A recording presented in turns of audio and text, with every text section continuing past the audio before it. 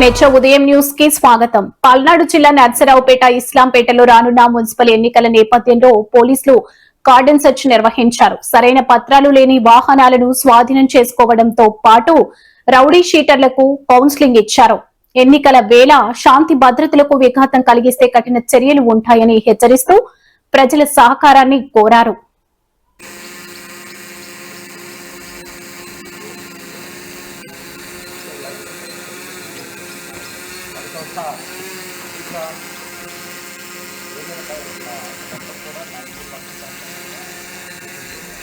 మన అబ్రోడ్లో ఒక 4 ఉన్నాయి. ఒక లైన్కి ఒక 10 పెట్టం. మనకి మెయిన్ ఏంటంటే 2 వీలర్స్ మనకున్న 28 అవుట్స్లో దాదాపు ఒక 12-11 మంది ఇక్కడే ఉంటారు. మున్సిపాలిటీ ఎలక్షన్ బేస్ చేసుకొని మనం పెట్టింది. ఎందుకంటే ఈ గొడవల్లో ఎలక్షన్ గొడవల్లో 90% వీళ్ళే పార్టిసిపేట్ చేస్తారు. మన క్రైమ్ కంట్రోల్ చేస్తాను.